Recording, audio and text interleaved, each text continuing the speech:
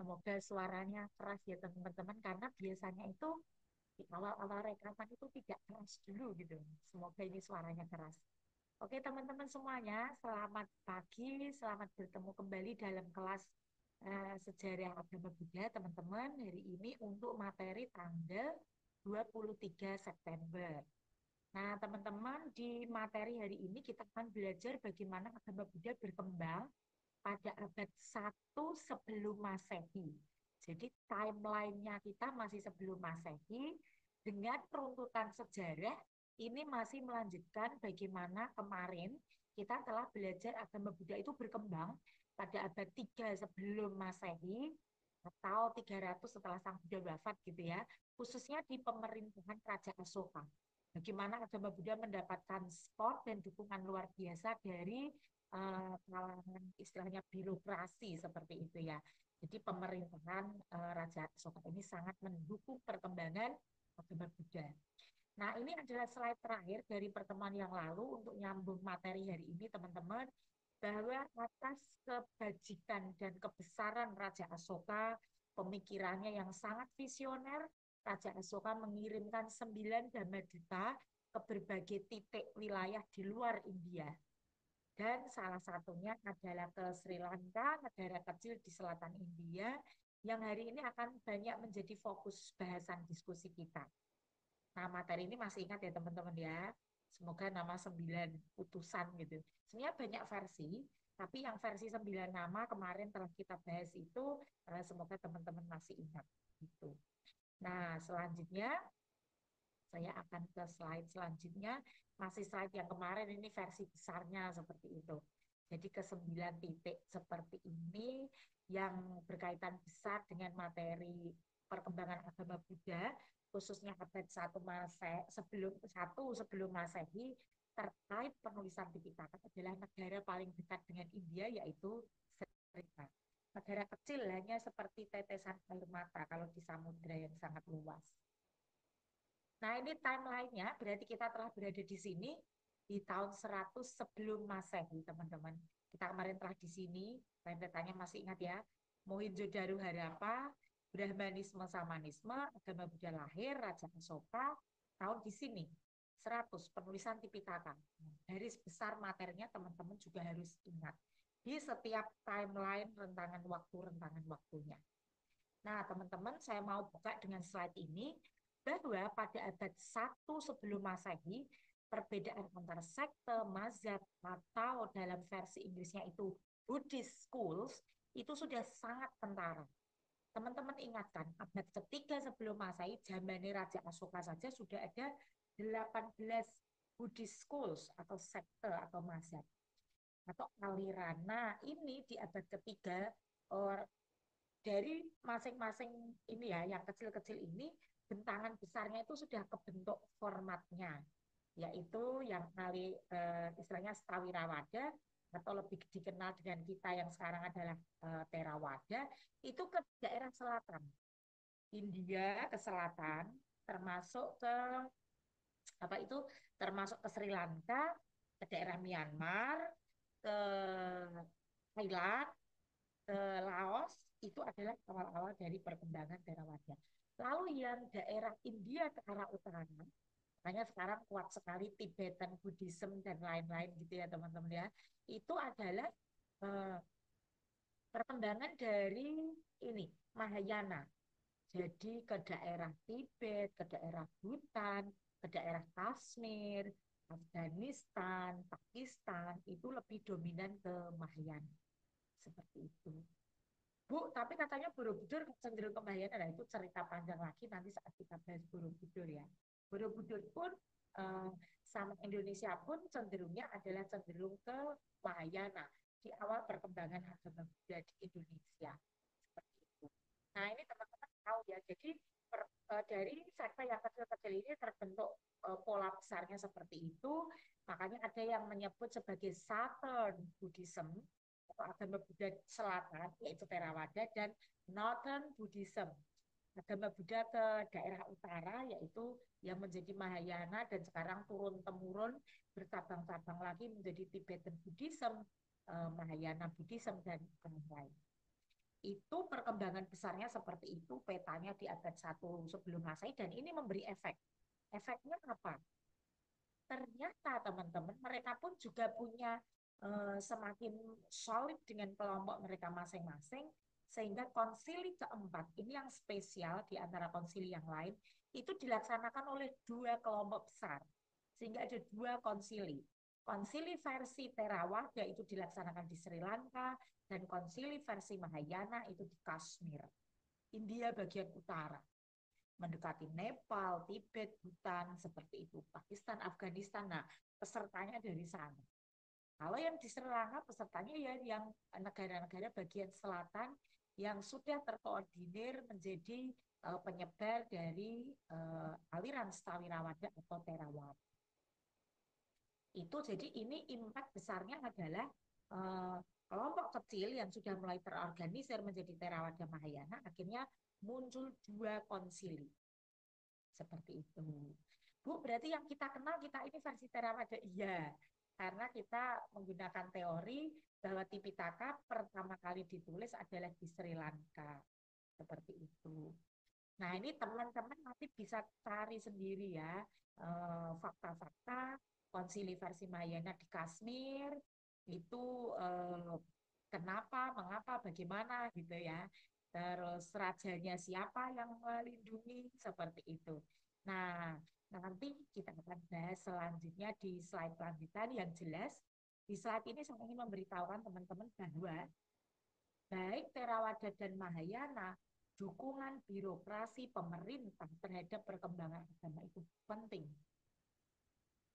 Maka itu pula yang terjadi dari apa ya, dulu sampai sekarang, termasuk kita di Indonesia sekarang, bagaimana teman-teman muslim itu juga perkembangannya menjadi pesat, itu penting sekali dukungan dari birokrasi pemerintahan yang menunjang bagaimana di ACC, pengajuan pembangunan gedung, pengajuan kurikulum, pengajuan lain-lain seperti itu ACC pemerintah itu sangat penting.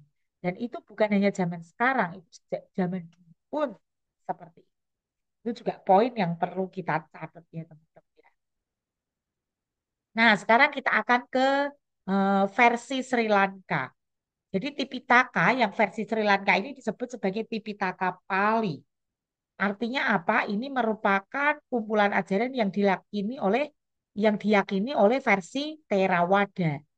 Nah, konsili ini berlangsung oleh raja yang sudah turunan sekian gitu ya, dari raja yang menjadi teman baiknya Raja Asoka. Jadi Raja Asoka dulu itu berteman baik dengan salah satu raja Sri Lanka yang bernama Dewa Nampiatisa. Pertemanan ini terjadi abad 3 sebelum Masehi. Tapi pertemanan ini membuahkan hasil yang baik karena apa? Karena Raja Asoka itu mengirim anak laki-lakinya yang menjadi biku yang namanya Bante Mahinda ke Sri Lanka. Dan itu diterima dengan sangat baik oleh Raja Dewa Nampiatisa. Seperti itu. Bahkan setelah Raja menerima kehadiran Bante Mahinda ini, dikatakan itu sampai ada perayaan. Bahkan perayaan itu bisa apa ya, mereka percaya itu dilestarikan sampai sekarang. Seperti itu. Nanti ada di slide lanjut. Nah, saya mau ke sini teman-teman. Nah, karena Bante Mahinda ini seorang biku yang sebetulnya dia adalah royal prince gitu ya. Dia adalah pangeran sebuah negara besar, tapi mau menjadi biku, datang ke Sri Lanka, menyebarkan ajaran di Sri Lanka, dan tinggal lama sekali sampai wafat juga di Sri Lanka. Makanya Bante Mahinda ini dianggap menjadi tokoh penting dalam penyebaran agama Buddha di Sri Lanka. Dan spesialnya di Sri Lanka dari awal dikunjungi Bante Mahinda sampai sekarang, itu alirannya itu tidak macam-macam, tidak gonta-ganti. Selalu Theravada itu menjadi yang tunggal. Walaupun nanti ada cabang-cabang kecilnya ya gitu ya.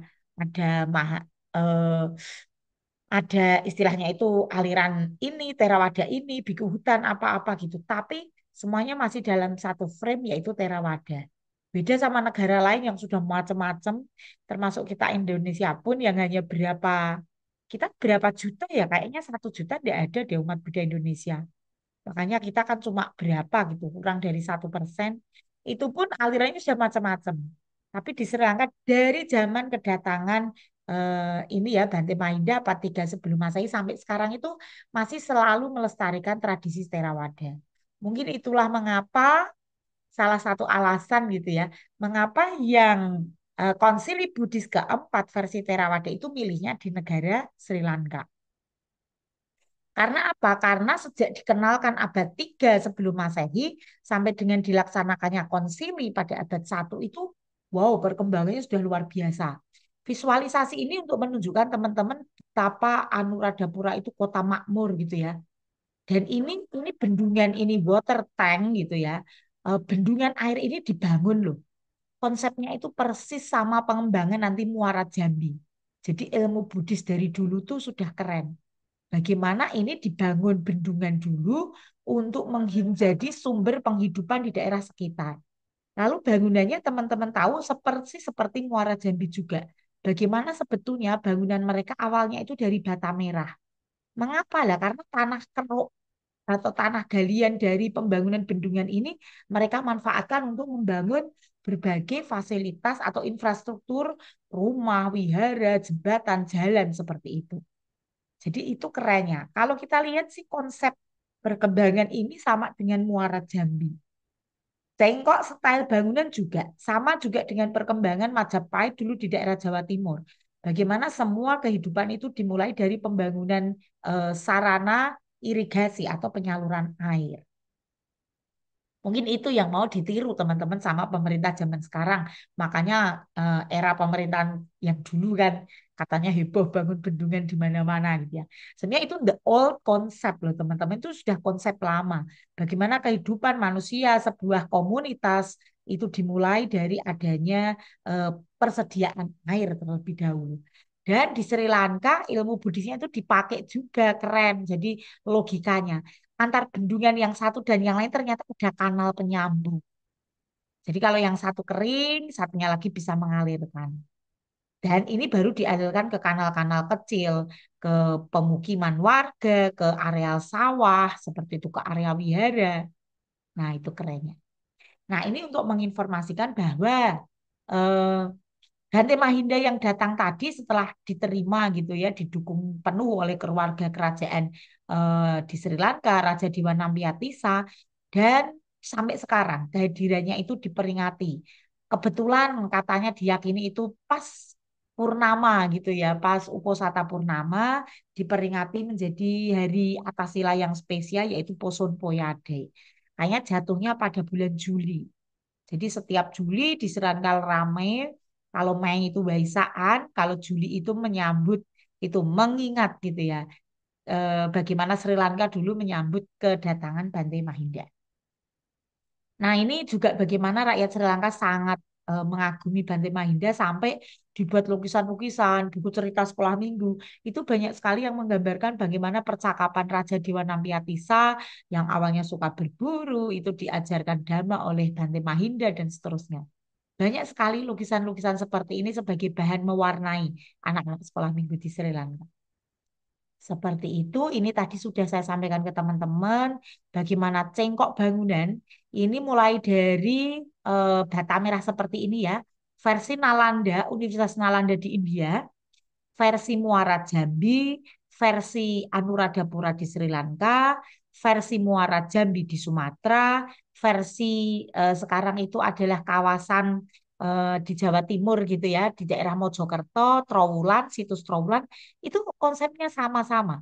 Jadi bagaimana mereka membentuk bendungan sebagai sumber kehidupan, tanah kerukannya diolah menjadi bahan dan semua tekniknya sama. Bangun rumah mereka tidak main-main, bukan hanya bata satu lapis ya, tapi berlapis-lapis. Kenapa? Kuat. Kedua, pada saat panas tidak panas, pada saat hujan juga tidak dingin yang ada di dalam ruangan. Seperti itu. Makanya kan saya sempat sampaikan pada teman-teman pada saat kita materi apa gitu ya. Kalau teman-teman ingin bangunannya kuat gitu ya, adem tidak ademen, panas tidak kepanasan. Kalau bangun rumah rangkap dua. Syukur rangkap tiga batanya, pasti oke. Itu teknik yang dipakai leluhur kita dulu. Dan kita nggak mau pakai karena boros. Nah, sekarang berkaitan dengan penulisan Tipitaka yang pertama kali, teman-teman, makanya teman-teman tadi sih sudah tahu ya, mengapa dilakukan di Sri Lanka. Karena di Sri Lanka sejak Gante Mahinda datang sampai dengan abad 1 sebelum Masehi, sudah 200 tahun, itu berarti itu masanya itu sudah 200 tahun, keberadaan agama Buddha itu istilahnya sudah settle, sudah berkembang, sudah menjadi benar-benar akar budaya masyarakat. Untuk mendukung konsili atau pelaksanaan kongres gitu ya, sangat mudah sekali. Spot dana ada, spot pemerintahan ada, spot makanan ada, tempat tinggal ada. Nah, ini namanya adalah lokasi sekarang terbaru Alwiyara. Jadi ini masuk naik di sana. Jadi dipercaya lokasinya itu ada di daerah gua seperti ini. Di atas sini. Alwiyara, Alu itu batu. Jadinya wihara-wihara dari batu. Karena zaman dulu ya mungkin ini paling adem gitu ya. Dilalah alam juga mendukung gitu. Jadi tidak dilaksanakan di wihara yang dibangun ini ya handmade bukan, tetapi yang nature made dibuat sendiri oleh alam.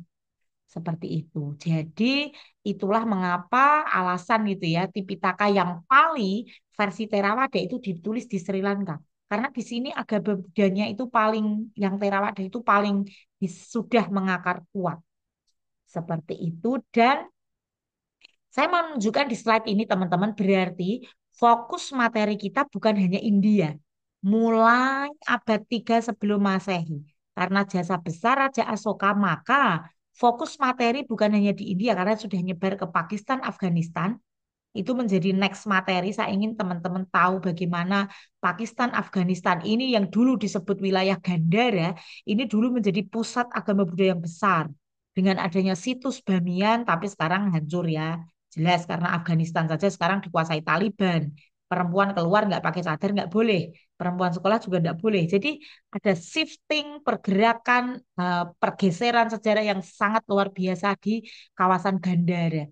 Dulu di Gandara ini juga ada universitas besar yang namanya Taxila University, hancur juga, sekarang diganti menjadi kebudayaan yang sangat jauh berbeda sama abad 1, 2, 3 Masehi nanti ya materi selanjutnya.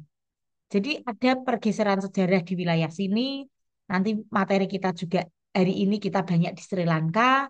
Materi kita akan berbanyak juga membicarakan Thailand. Materi kita juga akan banyak membicarakan wilayah kita di sini. Bagaimana Muara Jambi itu besar setelah mereka itu berlayar merapat dari Sri Lanka berlabuh menuju di sini ya di Malaka. Lalu mereka menyebar, membangun peradaban besar, peradaban dan kerajaan Buddhis besar di Muara Jambi. Jadi selanjutnya kita materinya tahu arahnya seperti itu. Itu teman-teman. Dan ini di India sendiri sebetulnya mengapa kok tidak dilaksanakan di India? Karena di India ini sudah sangat crowded gitu ya. eh, Jumlah Buddhist schools-nya. Sehingga yang Theravada juga tidak karuan di mana karena campur. Kalau di India dari awalnya memang campur kan. Saat Raja Asoka saja ada 18 sekte seperti itu. Maka yang Tipitaka versi Pali atau versi Theravada pun tidak dilaksanakan di India. Justru di Sri Lanka yang lebih settle, lebih berkembang, lebih mayoritas seperti itu. Lalu di negara lain juga sudah mulai ada apa ya per, perkembangan seperti itu. Walaupun ini hasilnya nanti di abad